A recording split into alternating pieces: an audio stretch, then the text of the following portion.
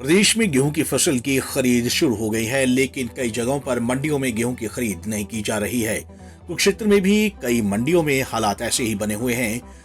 बाबैन अनाज मंडी में गेहूं की खरीद अटकी पड़ी है, जिसको लेकर अब आड़तियों में भी आक्रोश बढ़ता जा रहा है।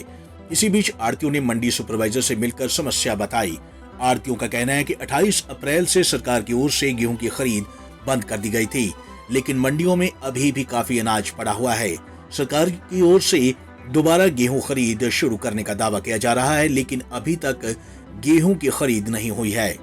28 तारीख को परचेज बंद कर दी थी, जबकि हमारी मंडियों में, हरियाणा की मंडियों में माल बहुत ही किसानों का पड़ा है।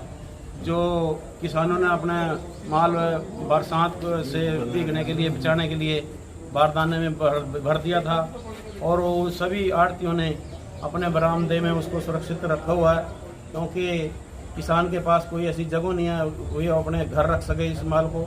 तो आज मार्केट कमेटी के यहाँ हम इकट्ठे हुए हैं। मार्केट कमेटी ने जो भी आज किसानों का जो ओरिजिनल माल, जो ट्राली में खुला माल आया वो तो लिखा गया है, लेकिन जो कट्टों में भरा पड़े है वो अब तक इन्होंने नहीं लिखा गया। तो ये कह रहे हैं भी हमारे पास सरकार की कोई ऐसी हिदायत नहीं है भी जो हम इसको लिख सकें, क्योंकि ये किसान का ही माल है और किसान के माल को हमने सुरक्षित रखा हुआ है, और गेट पे इसकी एंट्री भी हुई है। मार्केट कमेटी में इसके रजिस्ट्रेशन भी है, उन्होंने अपने रजिस्टर में दर्ज भी किया हुआ है, और इन्होंने मंडी में भी घूम के देख लिया। जिन जिन किसानों का मतलब माल पड़ा है वो किसान भी 3-4 दिन से लगातार यहाँ धक्के खा रहे हैं भी हमारा माल उठ जाए लिखा जाए, ताकि हमारे पेमेंट भी आए। वो पैसे से भी तंग है, तो मैं तो यही अपील करूंगा भाई इस माल को लिखवाया जाए जल्दी से जल्दी।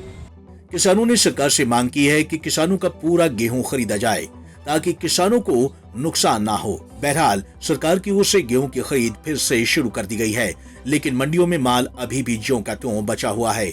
अब ऐसे में सवाल ये उठता है कि जब प्रशासन की ओर से गेहूं की लगातार खरीद होने की बात कही जा रही है, तो फिर मंडियों में हालात ऐसे क्यों बने हैं। बहरहाल अब देखना ये होगा कि कुरुक्षेत्र में बाबैन अनाज मंडी में पड़े अनाज की पूरी खरीद कब तक हो पाती है।